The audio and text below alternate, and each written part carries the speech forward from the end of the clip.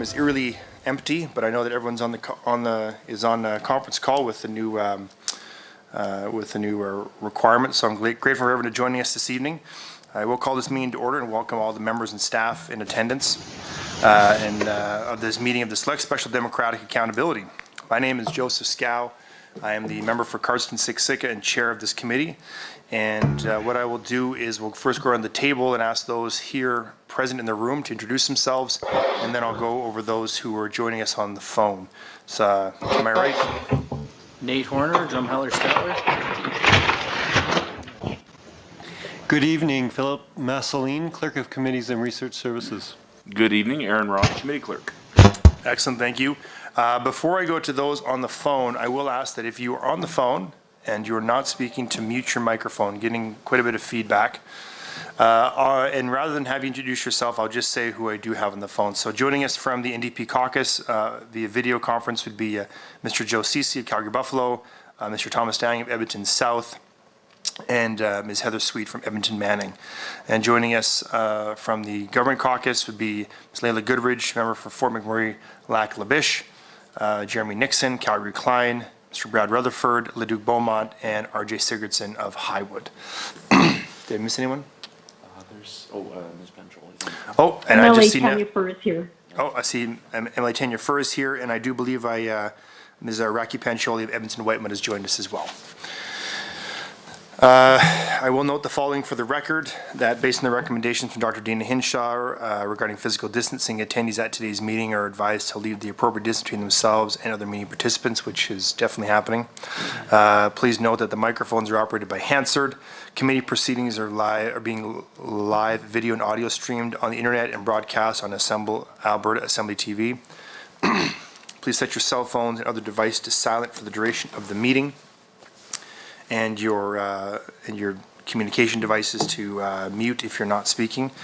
Pursuant to the November 16th, 2020 memo from the Honourable Speaker Cooper, I'd like to remind everyone that the updated committee room protocols, which require that individuals, that outside of individuals with an exemption, those attending all committee meetings in person must wear a mask at all times unless they are speaking.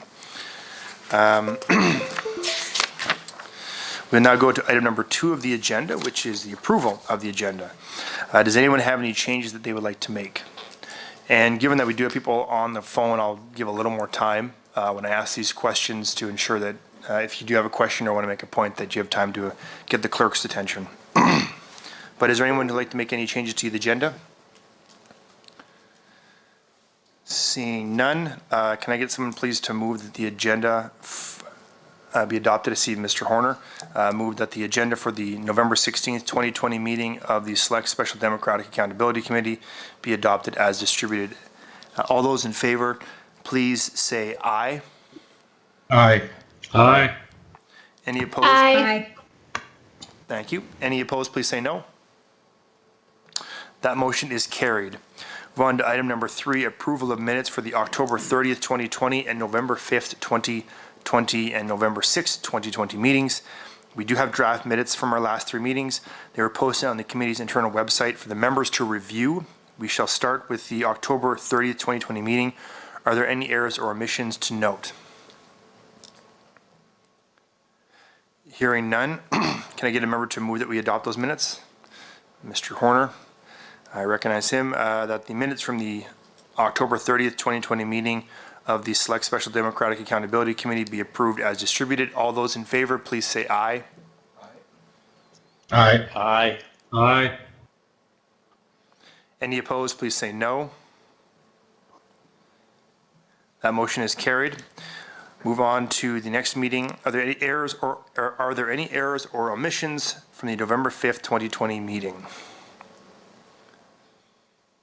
Hearing none, can I get a member to move those minutes?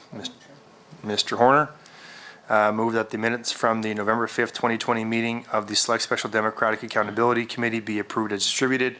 All those in favor, please say aye. Aye. Aye. Aye. Aye. Any opposed, please say no.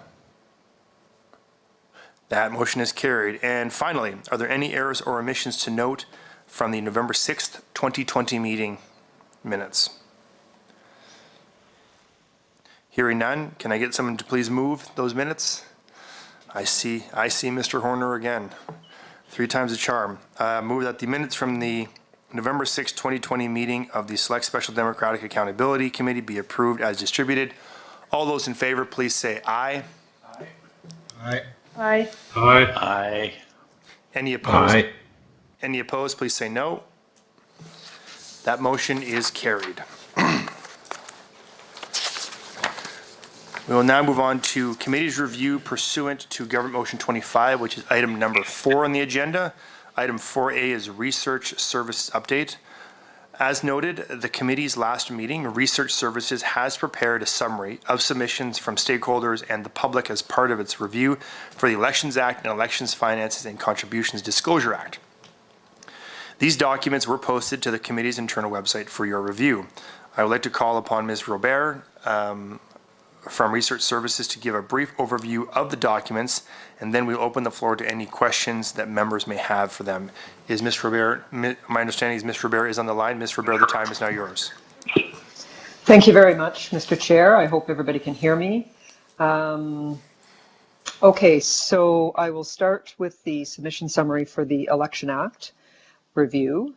It was posted to the internal website on November the 6th, and there were 22 written submissions received with respect to the Election Act. 3 came from stakeholders, and 19 came from private citizens. And in addition, the Chief Electoral Officer indicated that the technical briefing he made to the committee on August 26th with respect to the Election Act should stand as his submission to the committee recommending changes to the Act. Of the 22 submissions, 9 are not strictly within the scope of the committee's review. They made comments with respect to things like the voting system that we use in Alberta and electoral boundaries and issues such as that. Therefore, they were summarized in a very high-level way, sort of near the end of the document. I'll just quickly give you an idea of the types of issues that were raised in the submissions. One, of course, was the recommendation by the Chief Electoral Officer that the election statutes be rewritten and that the Election Act and EFCDA be combined, and that modernized language be used. There were also some submissions with respect to modernizing the enumeration process so that it's not necessarily done door to door, and modifying the type of information that is gathered on the list of electors, and then clarifying how that information is shared. There were also comments with respect to the nomination process. Some submitters feel that the nomination process should be overseen by a neutral body. Others feel that the nomination process shouldn't be regulated in any way. With respect to elections, specifically, there were comments calling for fixed election dates, for the need for voter identification, clarifying the rules with respect to scrutineers and various other items related to elections. There were also submissions with respect to modernizing the polls, so carrying on with the process used in the last provincial election in advance polling, where electors could vote anywhere, using vote tabulators, changing the rules for special ballots, that type of thing. There were also some submissions with respect to government advertising in the election period, some submitters calling for an extension of the time period where government advertising should be restricted. There were also comments with respect to the powers of the election commissioner, that they should be very stringently controlled so that there's no interference with the election commissioner's powers. And then there were the Chief Electoral Officer made a suggestion with respect to the timing of implementing changes, how close the effect of if they're close to an election or not close to an election, the effect on his operations. And then, of course, as I indicated, the additional issues that were sort of outside of the scope of the review are noted at the end. So I will leave it there and then quickly go over the submission summary with respect to the Election Finances and Contributions Disclosure Act, and then I'd be happy to take any of your questions. So with respect to the EFCDA, 32 written submissions were received. 15 were from identified stakeholders and 17 were from private citizens. And then, of course, similarly, the Chief Electoral Officer indicated that his technical briefing with respect to the EFCDA should stand as his submission with respect to his recommendations for changes to that act. Just a general overview of the issues, types of issues raised. Again, the comments about rewriting and combining the election statutes are reflected in this document. There were issues raised with respect to the regulation of third-party advertising. Some feel that there should not be any third-party advertising. Others feel that it should be more opened up. There were submissions with respect to contributions and expenses. Requesting that pre-writ disclosure of contributions occur, or like a disclosure of contributions early enough in the election process so that voters will know who is contributing in that way to particular candidates or parties. And then there were submissions with respect to the reporting process that candidates are subjected to, and the monitoring processes. So issues related to improving and simplifying processes and requirements, expenses, and financial reporting. So I think I'm just going to leave it there, and I'd be happy to try to answer any questions anybody might have. Thank you, Mr. Chair. Okay. Okay, are there any questions for Ms. Robert regarding her report? Okay, hearing none, we'll go on to next steps. Item 4B, which is next steps in the review of the Elections Act and Elections Finances and Contributions Act, additional research support for deliberations. So as we continue our review pursuant to Government Motion 25, I'd like to remind members that the committee is required to report back to the Assembly in relation to its review of the Elections Act and Election Finances and Contributions Act by January 13th, 2021, pursuant to Section 7B of the motion.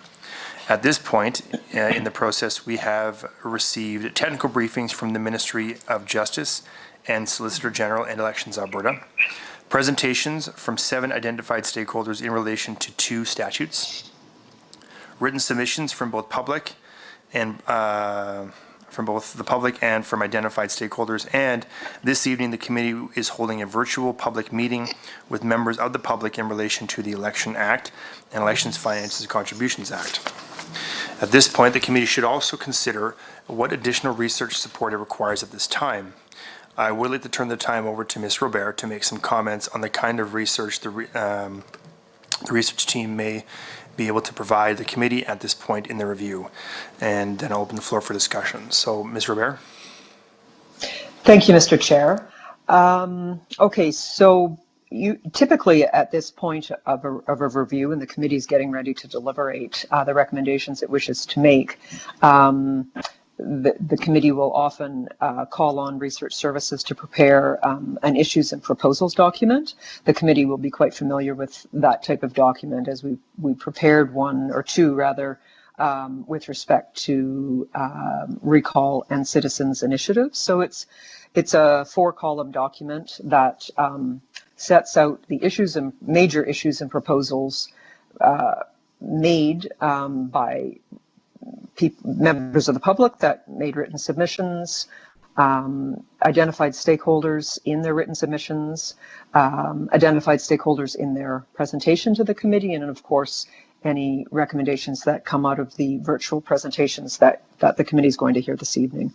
And so the issues and proposals document is organized by issue, and specific recommendation. It notes the particular section of the act that is affected, and it also, in the notes section in the 4th column, typically has reference information for the committee to refer to, a particular submission, the rationale that was offered in it, or cross-jurisdictional information, that sort of thing. yeah, I think I'll basically stop there, but that's generally the type of document committees will often ask us to do at this point in order to aid in the deliberations. Thank you. Okay, thank you very much for that, Ms. Robert. I will now open the floor to discussions, and I believe that Ms. Furr has something that she'd like to add to the discussion. Ms. Furr, the floor is yours. Thank you. Yes, I'd like to move a motion that the Select Special Democratic Accountability Committee direct Committee Research Services to prepare a written summary document of issues identified through written submissions and oral presentations to the committee, including those made through virtual public meetings in relation to the committee's review of the Election Act and the Election Finances and Contributions Disclosure Act. Thank you, Ms. Furr. Before we proceed, I would just like to consult with committee clerk here just with regards to the type of motion this is. I don't believe that this would be a substantive motion.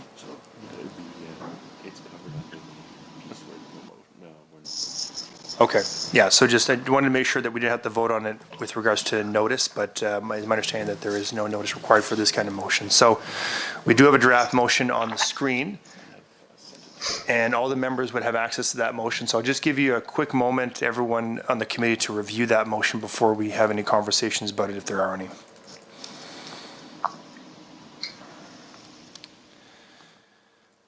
Okay, I think everyone's probably had a chance to look at it by now. Are there any further discussion or comments on this motion? Is there anything from the opposition caucus? Okay, hearing none, then I'm prepared to call the question on this motion. It has been read, everyone's seen it. All those in favor of this motion moved by Ms. Furr, please say aye. Aye. Aye. Aye. Aye. Aye. Any opposed, please say no. That motion is carried. Is there any further comments? Oh, Mr. Horner? Yes, I'd like to make a motion if I could, Chair.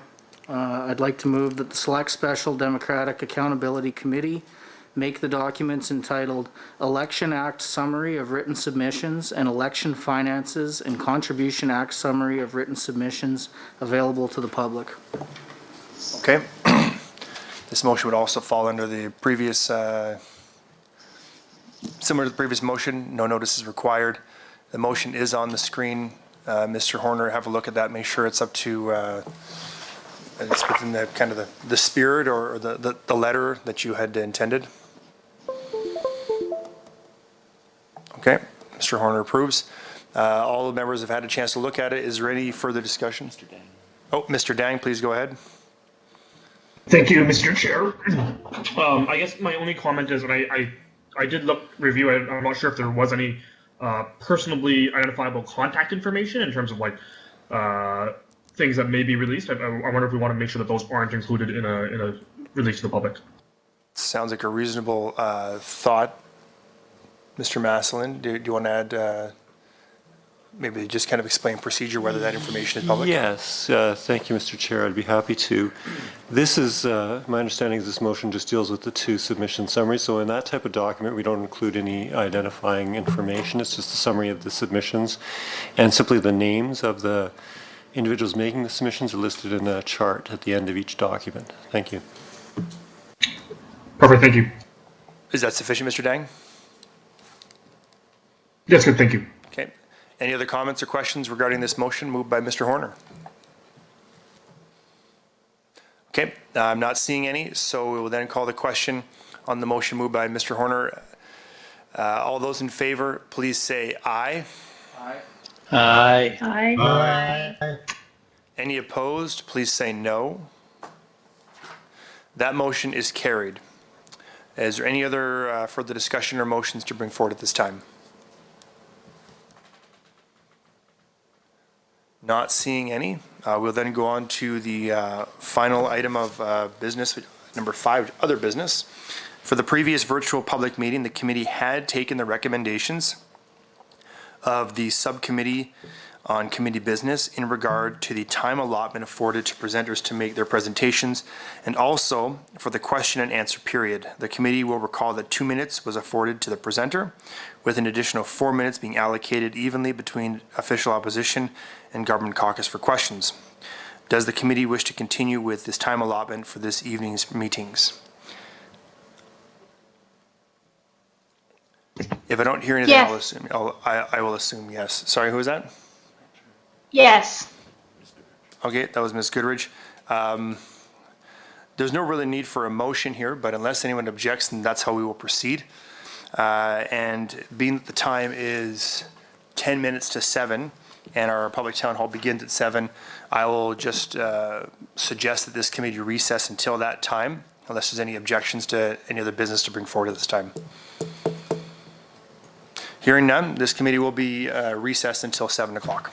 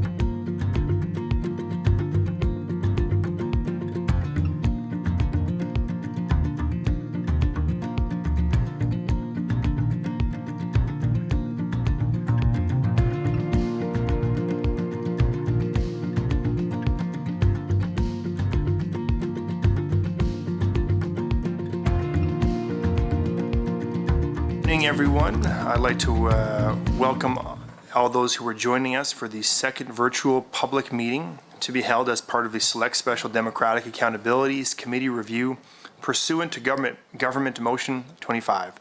The topics to be discussed during this meeting are the Election Act and the Election Finances and Contributions Disclosure Act. Before we begin, I would like to invite members of this committee to introduce themselves at the table, and then I will go through the list of those who are joining us via video conference. So to my right. Nate Horner, Drumheller Statler. Thank you. And also have. Good evening, Aaron Roth, Committee Clerk. Thank you very much. Also joining us this evening via video conference from the Opposition Caucus, NDP Caucus, would be Mr. Joe Ceci of Calgary Buffalo, Mr. Thomas Dang of Edmonton South, Ms. Raki Pancholi of Edmonton Whitemud, and Ms. Heather Sweet of Edmonton Manning. From the Government UCP Caucus, I have Ms. Tanya Furr, subbing for Ms. Tracy Aller from then we have Ms. Layla Goodridge of Fort McMurray, Lac-La-Biche, Mr. Jeremy Nixon of Calgary Klein, Mr. Brad Rutherford of Leduc Beaumont, Mr. R.J. Sigurdsson of Highwood, and Mr. Mark Smith of Drayton Valley, Devon. Please note that tonight's meetings are being broadcast on Alberta Assembly TV, live streamed on Assembly website, and also broadcast on various social media channels, including Facebook, Twitter, and YouTube. This meeting will be just transcribed and available through Hansard for the public record. Tonight's presenters will be making their presentations via teleconference. I would remind those joining us that for the meeting that based on the recommendations from Dr. Dina Hinshaw regarding physical distancing, attendees at today's meetings are advised to leave the appropriate distance between themselves and other meeting participants. Additionally, I would remind everyone of the updated committee room protocols, which require that outside of individuals with an exemption, those attending a committee meeting in person must wear a mask at all times unless they are speaking. The format of tonight's meeting will be very straightforward. Presenters have pre-registered to make a 2-minute presentation to the committee on the Election Act and Election Finances and Contributions Disclosure Act. After each presentation, committee members will have an opportunity to ask presenters questions. I would ask that before they begin their presentation, each presenter please introduce themselves for the record and let the committee know where they're calling from. Just for more clarity's sake, there will be 2 minutes of questions from each side, 2 minutes from the Government Caucus and 2 minutes from the Opposition Caucus. We'll go back and forth, and beginning with the Opposition Caucus tonight after the first presenter. For the edification of presenters, you do have 2 minutes to present. When the time expires, I'll let you know and I'll let you finish your thought. But 2 minutes is a pretty is all we will be allotting you. So, with that in mind, I'll now turn over to our clerk, Mr. Roth, to introduce the first presenter. Thank you, Mr. Chair. First presenter, Dr. Melanee Thomas. Are you on the phone? I am. Can you hear me okay? You bet. Perfect. So, as noted, my name is Melanee Thomas, and I'm a political scientist at the University of Calgary. I'd like to thank you for the opportunity to speak to you as a member of the public. If possible, I'd like to make 5 points. First, I'm aware of and agree wholeheartedly with the expert testimony offered to this committee by my colleague, Dr. Lisa Young. I particularly agree with what she outlines as the animating principles that should be used to guide election, campaign, and party financing. Second, to this I would add, the cap on donations in general, but in particular to PACs, must be lower to meet the principle of fairness, particularly if the reference point for fairness in legislation is the participation of individual Albertans in this kind of democratic process. A threshold of $1,000 would be more appropriate. Third, and related, pre-writ disclosure for campaign and PAC donations should be mandatory. Albertans have the right to know in advance of voting who is financing all of the campaigns that they see. Fourth, I'd like to speak to citizen initiatives and to recall. Both initiatives, but particularly recall, I think, speak to democratic malaise and specifically a fundamental lack of confidence in elections as fair and effective accountability mechanisms. It would be more effective, efficient, and cheaper to improve Albertans' confidence in elections as accountability mechanisms than to go either of these routes. In particular, recall, I fear, will be used as a mechanism for nuisance and harassment, especially if there's a low threshold for it. I'm reminded of 22 Minutes and Stockwell Day during the 2000 federal election. I teach it as a cute example, but I don't want it to be used as an actual real thing. Otherwise, we set thresholds that are so high, like British Columbia, where these things are never used. Fifth and finally, if we're going to go ahead with these initiatives and with things like Senate elections anyway, I would like the committee to consider moving them to the fixed provincial election date rather than municipal election dates. The rationale is that municipalities are often running their own plebiscites. There are multiple elections going on with municipal elections as well. Ms. Thomas? And so to clarify the process for citizens, it would be cleaner and more efficient to do it during provincial election dates rather than municipalities. Thank you, Ms. Thomas. I appreciate that. Thank you. We will now go to questions first from the Opposition Caucus.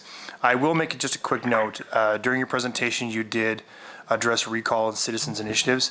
While I understand that was part of the committee's mandate, we have gone past that, so I'd ask committee members to keep questions to Ms. Thomas germane to the Elections Act, Elections Finance Contribution Act. But we will go to the Opposition Caucus first. Do we have a question from them? Mr. Dang, whenever you start speaking, your time will begin. Thank you, Mr. Chair, and thank you, Dr. Thomas, for your comments today. I thought it was really helpful that you tried to summarize your points in such a way, but I guess I want to keep it close and tight here. But I want to talk more about your pre-writ disclosure for campaign and PACs and why you think they should be mandatory. I guess could you elaborate a bit on why you think it's important that that disclosure happens in the public interest? So it goes to the idea of the transparency, integrity, and fairness of the process. I worry that if disclosure comes after the fact, Albertans who had been persuaded or had been moved by some campaigns might feel like they're duped. And this is the reason why we say that transparency is a key part of the process, where while there's a bit of an administrative burden to asking for disclosure before the writ, people have a right to know who's coordinating, who's working together, and they just have a right to know who's paying the bills for these kind of campaigns. It also speaks to the integrity of the process. The United States Supreme Court notes that sunshine is the best disinfectant, and so transparency allows voters to have confidence in the integrity of the process. And similarly, it's fair. It's the sort of thing that makes sure that disclosure is happening at the same time and people can choose to do with the information what they will. Thank you. And just a quick follow-up. I was just wondering, I wanted to touch on your idea for the $1,000 donation limit again. Just to clarify, do you think that should be an amalgamated limit between, let's say, PACs and political parties and ridings, or do you think it should be broken up like it is federally? I mean, if it's a low threshold, I'm okay with having that to be $1,000 per entity, like so to the party in general, to an electoral district association, and to a PAC.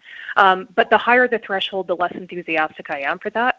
My rationale is that I see contributions as a form of political participation. And so if you frame it as a form of political participation that we want to encourage people to do, you democratize it by allowing more people to do it, but you also need to democratize it by keeping the ceiling threshold on it to inspire it to be something that everybody does, right? My Ms. big Thomas? concern about the sorry. No, please go ahead and finish your thought, but just if you could wrap it up. Yes. Quickly. So my concern is that if the threshold is high, many people will see it as something that's not for them and further erodes their confidence in the process. But if it's low, then people will see that it's part of what you do as a democratic citizen. And so that's why, and the other thing with low threshold is that you can do things like say, you can donate to all these different places. This is seen to be something that you do as a citizen without compromising the fairness or the transparency of the process. Okay, thank you, Ms. Thomas. We now go to a 2-minute question and answer period with Mr. Rutherford, I believe. Mr. Rutherford, whenever you're ready. Thank you, Chair. And MLA Dang touched on one of the topics I was going to ask a question about. I just wanted to double check, though, because I may have missed it. Are you talking about $1,000 in total? If you could go over that again, if that was for local campaigns or provincial, just so I can get some clarity on that. I might have missed it. So my recommendation is that the donation ceiling to political action committees be dropped down to 1,000. Like in general, I would always support the ceilings for any of the contribution limits to any of these entities to be capped at something like 1,000, just because that does democratize the process. But in particular, what I'm concerned about is the threshold to political action committees or PACs being set at 30. This seems like markedly way too high based on my read of the academic literature on the subject. And what about spending limits in terms of what a PAC can do or what a particular local campaign can do? If we're going to lower what an individual can donate, are you going, or would you favor, or could you speak to capping what can be spent in total?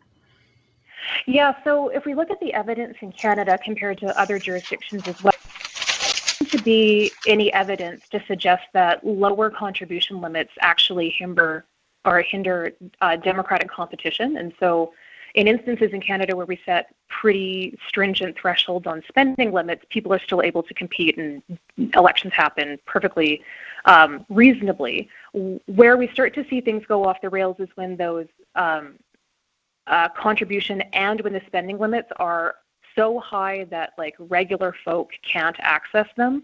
And so, I mean, often they are so high that like regular people can't simply do it, and that's why we restrict individual donations too. But at least if your spending limit is something like $80,000 in a district, or I'm just throwing that out because I know that's ballpark where some of the federal EDAs are at, you can see yourself organizing to actually get that money. But if it's the higher it is, the more out of reach that seems to be. And so that's why for like robust democratic participation, particularly at the individual level, pairing things like contribution limits with spending limits is seen to democratize and make the process accessible for the most number of people, or for the largest number of people. Sorry.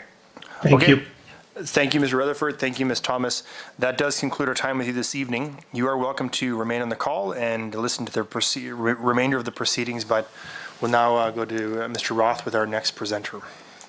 Thank you, Mr. Chair. Thank you. Mr. Brian Gregg, are you on the phone? Yes, I am. Can you hear me? I can hear you great. Thank you very much, Mr. Chair. My name is Brian Gregg. Often I'm known as Breezy Brian Gregg. I'd just like to say that the Alberta Elections, Finances and Contributions Disclosure Act, in my opinion, is a cumbersome and expensive way to try and solve the problem of big money being used to undemocratically influence the political choices people make. It's basically a body of regulations controlling who can buy how much advertising. The Act contains 543 instances of the use of the word advertising. This opportunity to advertise and consequently influence and manipulate people's commercial and political choices is an opportunity that is available only for the wealthy people and their organizations. That is anti-democratic, also in my opinion, disgusting. It has been shown in other jurisdictions, and especially the United States of America, that it is very difficult to prohibit advertising by third parties. Political action committees demand that they have the right to freedom of expression, and so consequently, they should not be prohibited from advertising. If we want fair elections and a strong democracy, we have to publicly fund access to media content for the purpose of giving all equal access to information and for remunerating the owners and producers of media content based on the public's self-chosen use of media content. Public financing of media content access industry will displace the need for employing the advertising industry to finance access to media content and consequently severely limit the opportunity to buy advertising. It is my opinion that this committee should go beyond considering additions and changes to the regulations of the Alberta Elections, Finances and Contributions Disclosure Acts. It should also look into encouraging the government to pass legislation to create a new public service to provide Albertans with access to media content. I refer to this new public service as the Digital Public Library. I'm happy to answer any questions on how the service would work, what it would cost, what savings and benefits it would produce beyond strengthening the democratic process. Thank you. Thank you, Mr. Gregg. Just over 2 minutes. Excellent. So we'll now go to questions beginning with the government side. First with Mr. Sigurdsson. Mr. Sigurdsson, whenever you begin speaking is when we'll begin the timer. Excellent. Thank you, Mr. Chair. I just want to, I guess, ask a couple questions relating to advertisements, and maybe I can get your thoughts on, do you believe the government should be banned from running partisan advertisements in a certain time frame or leading up or close to an election? Do you think those should be restricted, something that should be a part of a move to restrict any kind of partisan advertisement in an election period? Well, I don't know if you understand what I was talking about here, but my basic thing is that regulation is not the solution, not the most efficient and practical solution. The solution is to limit the opportunity to advertise by giving people access to content without using the advertising industry to finance those services. Like right now, we depend on private commercial services that monetize with advertising to get our information. Therefore, it creates a huge opportunity with people with money to buy advertising and influence this. So if there was a little opportunity to advertise, we wouldn't have to worry about prohibiting people from advertising. That's the point I'm trying to make. I know it's a very different way of thinking about looking at the problem, but that's my opinion. I've given this a lot of consideration over the years as to why we should be financing our communications with the advertising industry. Thank you. How does that explain that? Go ahead, Mr. Do you have a follow, Mr. Sigurdsson? No, that's great. Thank you, Chair. We have about 17 seconds left, so Mr. Rutherford, a very quick question with a very quick answer, Mr. Gregg. I'll try to be fast. You talked about big money being able to influence people in their advertising, but Facebook and other social media platforms can do it for relatively cheap or no cost.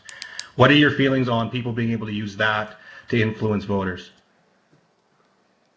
Again, I'm not proposing that we should try to regulate foreign private corporations. I'm saying that we should take the business away from them by making our own service, the digital public library, that would be a search engine, a social media, everything that was advertising free, so people could do what they want, get their information without having paid for messages, interrupting them and targeting them. Okay, thank you for that. We'll now go to the opposition caucus for a 2-minute question and answer. Mr. Roth. Mr. Roth doesn't have anyone from the opposition caucus. If you'd like to speak. I can, sorry. I was going to ask to go to the phone next. Mr. Cece, so when you start. Oh, I apologize. No, not a problem. We're all getting used to this new system a little bit. Sorry for jumping in late. No, it's good. Mr. Gregg, it really seems to me like you're talking, and maybe you use these same words, democratizing, making available information for people, regardless of their position. What do you think the outcome of that over time would be in our province? Well, I think that it would lower the cost of living because people would be exposed to a lot less advertising, and so the effect of advertising creating artificial demand and raising prices would go away. I also think that it would really help cut our cost of education because having textbooks free and available for students would be very good. I think it would be all around like many benefits for people of Alberta. Great. Thank you very much. I'm going to turn it over to Mr. Dang if he wants. With 1 minute remaining. Thank you, Mr. Chair, and thank you, Brian, for presenting tonight. I guess I just wanted to ask you a little bit about your thoughts on the process and influence of corporations and their advertising. I know you talked a lot about democratizing access to information and having more public access to people-generated information, but maybe you could talk about how having the other entities advertising affects the democratic process. Well, I think it's a no-brainer, Thomas. The people wouldn't be spending billions of dollars on advertising if it didn't work. So democracy is supposed to be like one person, one vote, not like how many friends you have with a lot of money decides what's going to decide who people are going to vote for. So it's of course I think it's bad that big money is influencing our elections with advertising. we've seen the circus going on in this previous election that just took place in the United States, and the media circus going on. I think that what I'm proposing, I know is not a normal thing to be proposing, but I think it's time we started thinking about really what's going on. Like, why do we finance our communications with advertising? Okay, thank you, Mr. Gregg. That concludes our time with you, Mr. Gregg. Thank you very much for joining us this evening. I appreciate you giving us your input. Mr. Chair. Thank you very, very much. Absolutely, and you're welcome to stay on the line for the remainder of the proceedings, but we'll now go to our next presenter, Mr. Roth. Go ahead, please. Thank you, Mr. Chair. Joel French. Hi there. Thanks so much. Thank you, Mr. Chair. Thank you to the committee members for taking the time to listen to me for a couple minutes tonight. My name is Joel French. I'm the Executive Director at Public Interest Alberta. I think there are a wide array of topics that my organization cares about related to these two pieces of legislation, but given the time constraint, I thought I would take the time to go into a little bit more depth on just one issue, and that's our system of voting. My organization strongly believes that we need to consider a different system of voting that would yield proportional results to the way that Albertans vote. And in order to illustrate why, I wanted to go over just a few of the 2019 election results for each party and to talk about why I think each of the parties has an interest in this. And I'll start with one of the parties that isn't around the table, and that's the Alberta Party, which placed third in the election as far as popular vote goes. Well, the Alberta Party finished the 2019 election with 9% of the vote across Alberta, including about 9% in Edmonton and Calgary. Yet their supporters in either city or across the province didn't receive any seats to represent them in the legislature. In Calgary specifically, the NDP got 34% of the vote in the city of Calgary, yet received only 12% of the seats. In Calgary, the UCP got 53% of the vote, yet received 88% of the seats. The reverse is true in Edmonton. In Edmonton, the NDP got 53% of the vote, and that gave the NDP 95% of the seats in the city of Edmonton. The UCP in Edmonton got 35% of the vote, yet got only 5% of the seats, just one seat. So, I mean, to me, that's a pretty clear illustration of why, I guess, if I'm an NDP supporter in Calgary, I'm not happy with the representation I've got because it doesn't represent how my city voted. If I'm a UCP supporter in Edmonton, I'm severely underrepresented. I've got one MLA in the city that represents the party I support, even though 35% of the people in my city. Yeah, no, you're welcome to finish that thought very quickly, sir. Yeah, so there are several systems of voting that would make election results better reflect the makeup in our legislature. Most countries in the developed world have voting systems that produce results that are proportional to the way citizens vote. So there are options out there. The solutions are clear. We need you, our elected officials, to publicly acknowledge that this is a problem and commit to finding a solution to it. Thanks so much for your time tonight. Thank you, Mr. French. We'll now go to the opposition caucus first for the questions. I understand Ms. Pancholi is in the line. Ms. Pancholi, whenever you start, we will begin the clock. Thank you, Mr. Chair, and thank you, Mr. French, for your comments today. I'm wondering, just at the tail end there, you started to talk about options, and I'm wondering what form of, I guess, electing officials, based, I'm guessing, on a proportional representation model, but if you've given some thought as to what model you would support. Yeah, on a personal level, I like a mixed member proportional system, but my organization, frankly, would support most of the models that would be proportional. I think we do have to maintain some local representation. There are systems of proportional representation that take away some of that local part. I think we do need to keep some of that local part. So mixed member proportional is a system that I think strikes a pretty good balance between those two things. And thank you, Mr. French. And while I think I have a good understanding, would you mind just giving a quick overview of what you mean by mixed member representation? Yeah, this can sometimes be difficult to explain, which I think is why it hasn't happened anywhere in Canada yet. But we currently have, take for example, all of Alberta, we've got 87 seats, right?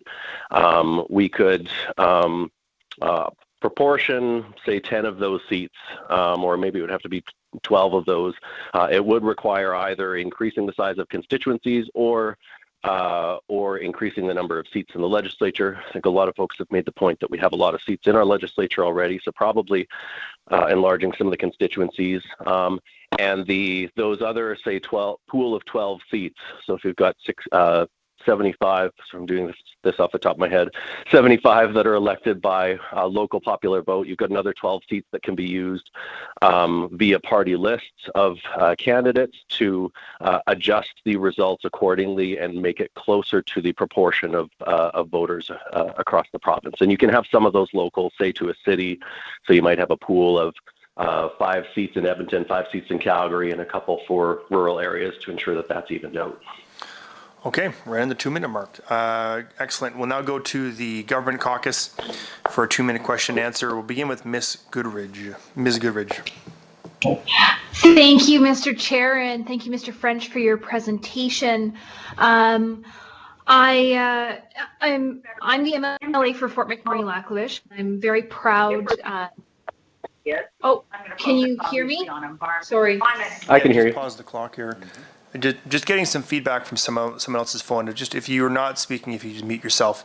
Go ahead, Ms. Goodridge. Apologies. Technology is lovely when it doesn't work.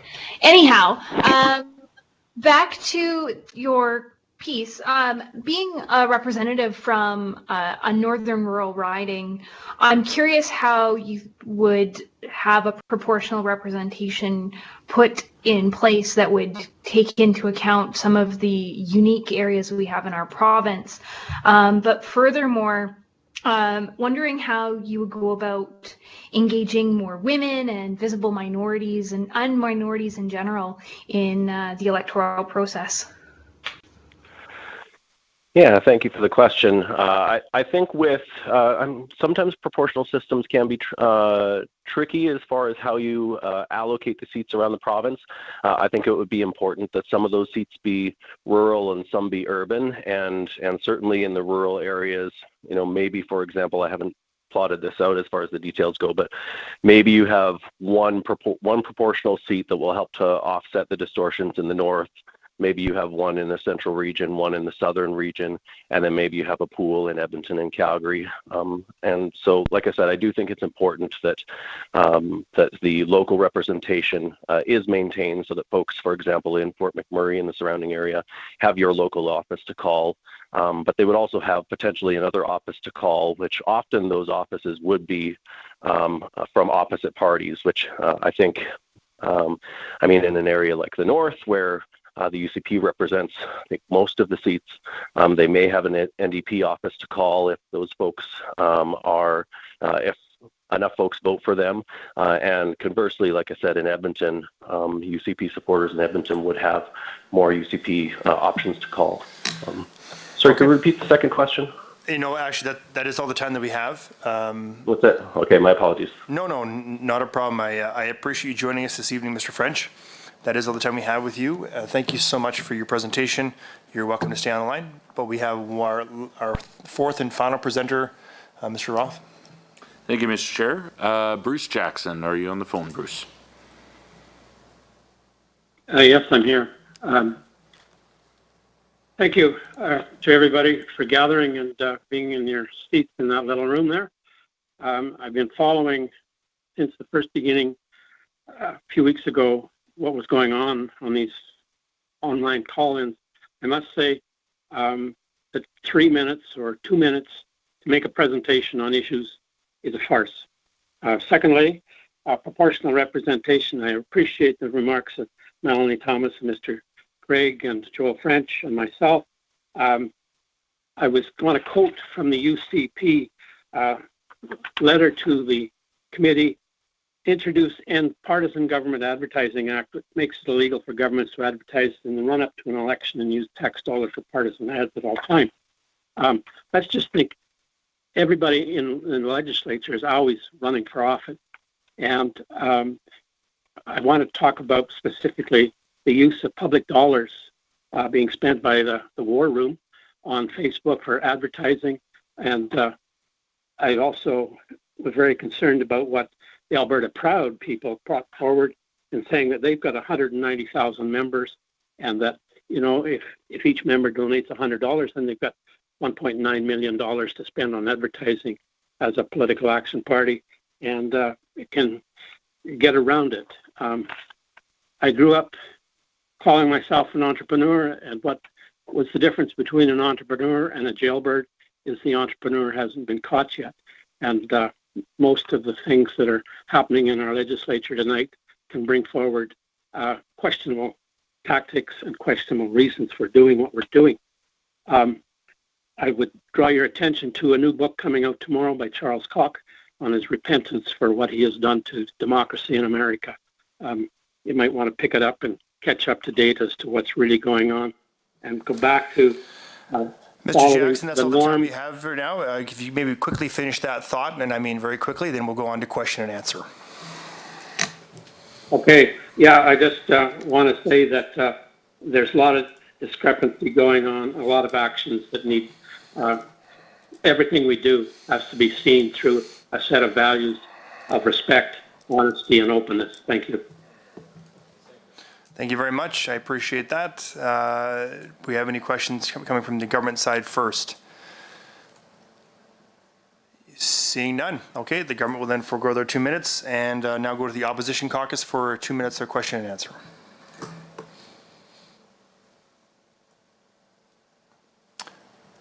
Okay, anyone on the line? Okay, hearing none. Mr. Jackson, I appreciate your time and your presentation. Thank you very much. And sorry, I just unmuted. I was Mr. Ceci. trying to find the mute button. Apologize. So, Mr. Jackson, thank you very much for your presentation, and it was interesting. I'm wondering about how we can improve our democracy with regards to the fundamental principles you talk to. I heard about. I heard you say that we need to be focused on allowing all people access to our democracy. What are the fundamental principles of that for you? When you try to engage with your MLAs and your ministers, when you write them a letter, you want to have them acknowledged, because when they're ignored, you're invalidated and you get angry. When the system working and not answering questions honestly and openly makes the average person very excitable, and creates division. People go off and say things they probably shouldn't say. But I've been around Alberta for a long time. I've ran for 3 different political parties. I've campaigned, and I've been a municipal politician and provincial legislature candidate, and I've learned a lot just over the last 50 years. So I come with an age and watching what's going on. And I was in the legislature the other day when they were presenting a petition on the parks. And here you've got the UCP caucus spending taxpayers' money to produce their little road show. The NDP caucus it's not the NDP caucus, it's the environmental groups, the people who have concern for the park system, and you're telling misinformation regarding the public parks will be removed from parks protection, but they're going to be still under the Minister of Public Lands. And so these are the kinds of lies and deception that just really get me. Hey, Mr. Jackson, I think we're going to run out of time. I just want to tell you that Mr. Ceci, unfortunately, Mr. Jackson, over about a couple moments. Sure. I'm just going to clarify that none of us are in that room. We're all virtually signing into this, so we're all separate, and not to be concerned about COVID, please. Sure. No, I appreciate you making that clarification, Mr. Ceci, and Mr. Jackson. That concludes the time that we have with you this evening. Thank you for your presentation.